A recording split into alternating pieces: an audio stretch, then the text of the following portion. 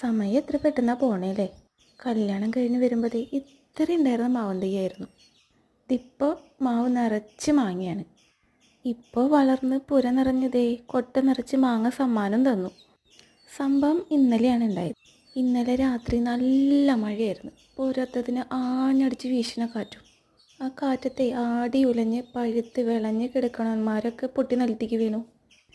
അങ്ങനെ കാലത്ത് നോക്കിയപ്പോൾ കണ്ട കാഴ്ചയാണിത്. മാവിൻ ചൂട് നിറച്ച് മാങ്ങ. ഇതിനെ നാരുമാങ്ങ, കറിമാങ്ങ, പുളിശ്ശേരി മാങ്ങ, ചപ്പിക്കുടിയൻ എന്നൊക്കെയാണ് പറയുക. മാങ്ങ ഞാൻ പറിക്കാം അമ്മയെന്ന് പറഞ്ഞ് കൊട്ടയും കൊണ്ടൊരുത്ത് ഓടി വന്നു. ശരി മോളെ, നല്ലത് മാത്രം തിരഞ്ഞെടുത്ത് പെറുക്കി വെക്കുകയെന്ന് ഞാനും പറഞ്ഞു. നല്ലതും ചീത്തയും തിരിച്ചറിയാൻ ഈ പ്രായം തൊട്ട് പഠിക്കണ്ടേ, മാങ്ങയിൽ നിന്നാവട്ടെ എന്ന് ഞാനും കരുതി. ഉറക്കത്തിന് നേരെ ചേച്ചി അണിച്ചു വരുന്നുണ്ടായി കാര്യസ്ഥനാവാൻ. കാര്യങ്ങളും നിർദ്ദേശങ്ങളൊക്കെ പറഞ്ഞു കൊടുക്കണുണ്ടായി. നല്ലതെടുക്കണം, ചീത്ത കളയണം. അങ്ങനെ ചീത്തയൊക്കെ പെറുക്കി കളഞ്ഞു. കൊട്ട നിറച്ച് മാങ്ങ കണ്ടപ്പോൾ വായയിൽ വെള്ളം നിറഞ്ഞത് എനിക്കാ. മാങ്ങ പെറുക്കാൻ കാണിച്ച ഉഷാറ് തിന്നാൻ രണ്ടാളും കാണിച്ചില്ല.